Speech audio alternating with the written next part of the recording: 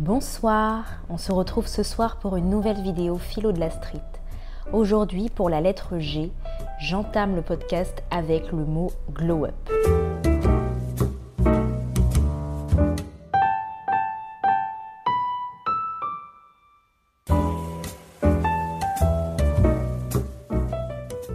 Alors le glow up, c'est un petit peu cette idée d'amélioration, s'améliorer en mûrissant, changer en bien. Souvent, on parle de glow up physique. C'est souvent à la période quand on devient adulte, qu'on n'est plus au collège, qu'on n'est plus au lycée et que des anciens du collège et du lycée nous recroisent et nous disent « Waouh, t'as changé, waouh, t'es devenue belle, waouh, t'es devenue beau, waouh, t'es devenue musclée ».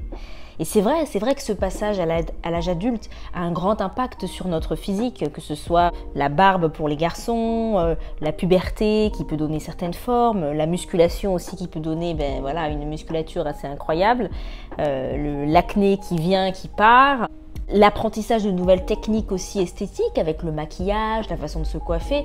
Tout ça fait qu'arrivé à un certain âge, il y a une amélioration pour la plupart des gens, ce qu'on appelle un glow-up.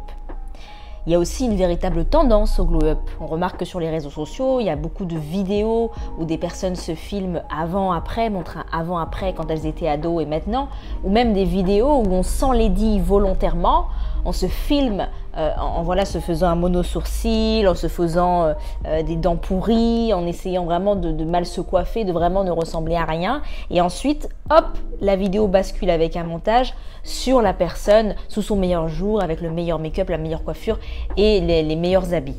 Ça, c'est quelque chose qu'on aime voir. On aime voir le avant-après parce que c'est ce qu'on nous a toujours montré dans les films, dans les séries. Dans les films, dans les séries, on voit que dans les films et séries pour ados, il y a toujours cette fille que tout le monde ignorait, qui était un peu dans l'ombre, que personne n'envisageait comme potentielle amoureuse et qui d'un coup va briller aux yeux de tous parce qu'on va lui découvrir un talent, on va lui découvrir d'un coup une beauté et elle va souvent être aidée par un personnage tiers, un tiers qui va venir l'améliorer, l'embellir. Alors dans les contes à l'ancienne, c'était plutôt, par exemple dans Cendrillon, c'est la fée, la marraine la bonne fée qui vient embellir Cendrillon pour le bal. Mais dans toutes les séries, on a ça, cette meilleure amie, où aujourd'hui c'est souvent ce meilleur ami gay, qui va aider la personnage principale à s'embellir, à prendre soin d'elle. On va lui retirer ses lunettes qui lui font des yeux globuleux et on va d'un coup découvrir son regard magnifique.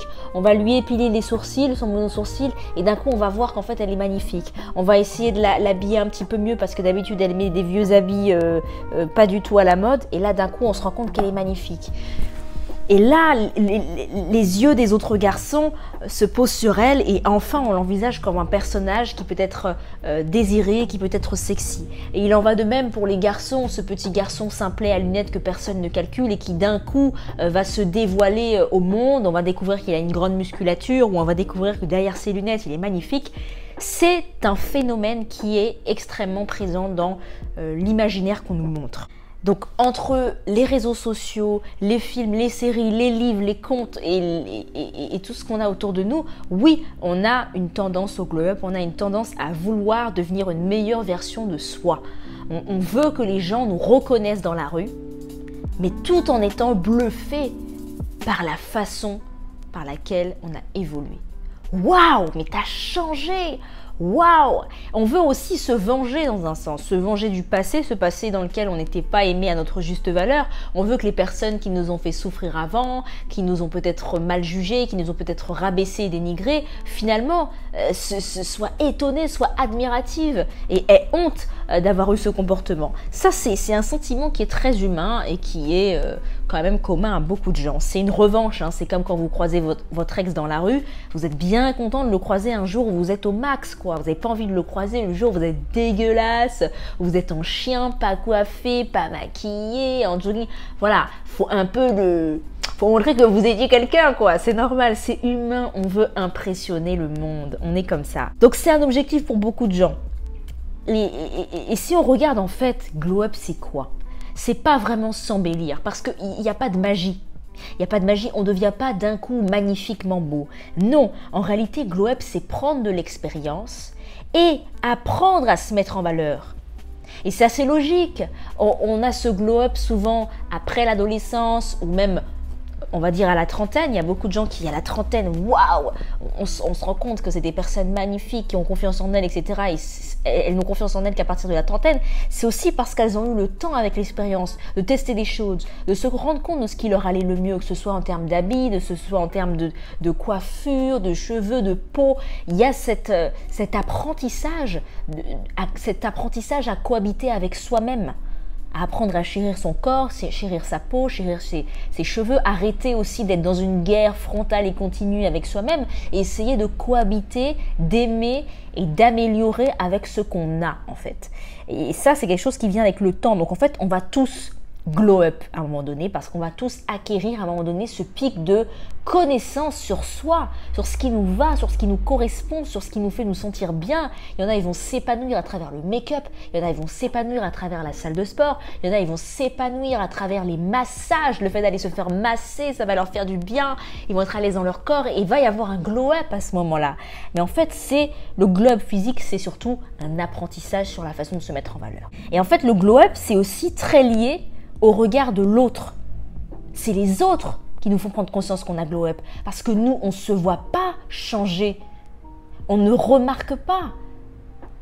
Frontalement, on se regarde tous les jours dans le miroir, donc on a le temps de voir une évolution qui fait qu'on n'est pas bluffé par le changement. Et c'est seulement les autres, c'est dans le regard des autres que va se construire notre regard sur nous-mêmes. C'est parce que les autres vont nous faire remarquer que là on a changé, que là on est rayonnant particulièrement. Y a des femmes aussi qui glow up pendant la grossesse, qui sont particulièrement en confiance, qui se sentent parfaitement à l'aise avec leur corps, leur esprit, leur visage, leur peau, tout, et qui rayonnent vraiment. Donc ça dépend des gens, ça peut être grossesse, ça peut être ce qui va bien dans votre vie, ça peut être ce que vous mangez, ça peut être plein de choses. Mais enfin bref, c'est dans les yeux des autres. C'est intéressant. Moi aujourd'hui, en ce moment, je pense que je suis en plein glow-up. Et je ne parle pas là d'un glow-up physique, comme on vient de parler, mais vraiment d'un glow-up en termes de changement de vie. Moi, je suis en train d'essayer de lutter pour améliorer ma vie, pour construire quelque chose. Et donc, là, je suis en glow-up. J'essaie d'apprendre à voir ce qui me correspond, ce qui ne me correspond pas et à faire tout pour arriver à cet objectif-là. C'est quelque chose qui n'a rien à voir avec le physique parce que je suis arrivée à un stade où finalement, le physique m'est assez indifférent. Indifférent alors qu'avant, j'étais extrêmement focus sur mon physique quand j'étais très jeune. Bon, c'est un peu comme tout le monde. Mais aujourd'hui, c'est plus du tout ça. J'en ai globalement rien à faire. C'est toujours plaisant de voir que certains nous trouvent jolis, mais au quotidien, je m'en fiche d'être jolie. C'est-à-dire que vraiment, je ne fais pas d'efforts particuliers. Je fais même preuve d'une énorme fainéantise, voilà. Disons-le franchement. Et si je vais faire quelque chose, par exemple faire du sport, ça va vraiment être plus pour mon mental que pour le résultat. Alors c'est toujours plaisant d'avoir du résultat, de voir qu'on a pris du muscle, etc. Mais en soi, c'est surtout mentalement que ça va me faire du bien, par exemple. Voilà. Et je trouve que c'est un rapport quand même plus sain au sport. Et je vous invite à avoir avoir cette même réflexion, mais c'est pas facile. Moi, je parle en tant que privilégiée. J'ai un corps normé qui rentre dans les normes de la société. Voilà, je ne galère pas à trouver des vêtements. Je ne suis pas discriminée à cause de mon poids. D'ailleurs, je suis un peu dans l'inverse de ce que tout le monde veut faire. Tout le monde veut maigrir. Moi, je cherche plutôt à prendre du poids, à prendre du muscle. Enfin bref, c'est un autre sujet. Mais effectivement, j'ai ce privilège de dire que oui, je peux me permettre de faire du sport pour mon bien-être mental et de m'en foutre de mon physique parce que c'est vrai qu'on ne me renvoie pas non plus en permanence à l'imperfection de mon physique. Je ne vous cache pas. Mais bref, et vraiment, le but de cette vidéo, c'est quoi? Et en fait, c'est comme toutes les vidéos philo de la street, les vidéos philo de la street ne servent à rien. C'est juste des vidéos où je parle de réflexion, je philosophe avec vous sur des sujets parfois très importants et parfois des sujets sans importance insignifiants. Voilà. Mais en fait, moi, je veux juste qu'à la fin de cette vidéo, vous ayez une réflexion sur le glow-up et que vous vous rendiez compte qu'on va tous glow-up. Il y a physiquement avec l'apprentissage de ce qui nous va, comme je vous l'ai dit, mais il y a surtout glow-up en termes de vie. Et j'espère que 2022 va être l'année du glow-up pour vous, l'année de la réalisation, l'année où on va affronter nos peurs, l'année où on va s'engouffrer dans des nouvelles aventures, on va vraiment y aller à fond, qu'on va pouvoir construire des choses. Je sais qu'il y a beaucoup de gens qui ont des projets qui ont été ralentis par le Covid, mais là c'est plus possible. Le Covid ne doit plus impacter autant nos vies, moi j'en ai marre. Il faut qu'on aille au-delà de cette maladie. Il va falloir qu'on apprenne à vivre avec et qu'on apprenne à vivre malgré cette maladie. On ne peut pas mettre sur pause, on ne peut pas mettre en stand-by pour l'éternité nos projets, c'est pas possible. Il faut qu'on arrête d'être paralysé par la peur, il faut se lancer. Voilà, tu veux passer le permis, vas-y. Tu veux te réorienter, faire un nouveau diplôme, vas-y. Tu veux faire une reconversion professionnelle, vas-y. Tu veux déménager à 800 km, vas-y. Tu veux faire un retour au pays, vas-y. Tu veux divorcer, tu sens que ça va te faire du bien, vas-y. Tu veux te marier, vas-y. Tu veux quitter chez tes parents, vas-y. Tu veux... Va, franchement va, mais écoute ton instinct parce qu'on peut pas attendre. La vie, elle est trop courte. Elle est trop courte pour qu'on vive une vie qui ne nous corresponde pas. Il faut qu'on investisse tous nos efforts dans ça, dans le fait de vouloir glow up en termes de vie, en termes de bien-être. C'est hyper important. Il faut qu'entre le 1er janvier et le 31 décembre 2022, on ait une vraie évolution, un vrai changement, un vrai cap qui a été franchi. Sauf si vous êtes parfaitement à l'aise et en accord et en bonheur avec votre vie actuelle. Là, je vous souhaite qu'il y ait une parfaite harmonie et que ce soit le calme plat et que rien ne change, rien ne bouge. Mais si vous n'êtes pas satisfait, il faut se mobiliser. On ne peut pas rester là dans la fatalité, c'est pas possible. Il faut croire, espérer et passer à l'action. Il faut passer à l'action. Tous ceux qui ont des projets d'entreprise, des trucs, des machins, qui hésitent, arrêtez d'hésiter. Il n'y aura jamais le moment parfait. Il n'y aura jamais les finances parfaites. Il n'y aura jamais le soutien de tout le monde parfait en tout temps, en tout lieu. Jamais. Mais il faut que tu suives ton instinct et que tu dises que c'est maintenant. Si tu commences à mettre un pied dans le projet, c'est déjà ça de fait. Dès lors où tu vas mettre le premier euro, dès lors où tu vas faire le premier effort, dès lors où tu vas vraiment te poser et construire, déconstruire, vraiment voir quelle sera la première étape et que tu vas t'y mettre, tu vas t'y atteler, tu seras dans l'engrenage positif, dans le cercle vertueux et tu arriveras à atteindre ton objectif. Mais tu ne peux pas rester dans la préparation éternellement. Tu ne peux pas rester dans l'imagination éternellement. Te dire un jour je ferai ça, quand j'aurai ça, je ferai ça. Non! Toutes les constantes ne seront jamais réunies. Tu ne peux pas attendre la situation parfaite. Tu dois te lancer maintenant. Tester. Au pire, il se passera quoi? Le pire scénario, finalement, il n'est pas si grave. Réfléchis-y. Alors lance-toi maintenant. Et dites-moi en commentaire ce qui vous, dans votre vie, ce que vous aimeriez glow up en fait. Qu'est-ce que vous aimeriez changer? Qu'est-ce que vous avez envie que pour 2022, il y ait une révolution en vous? Dites-moi, ça m'intéresse. Voilà, c'est tout pour cette vidéo Philo de la Street sur le thème du glow up. J'espère que ça vous a plu. Je vous embrasse et on se reverra bientôt pour d'autres vidéos Philo de la Street.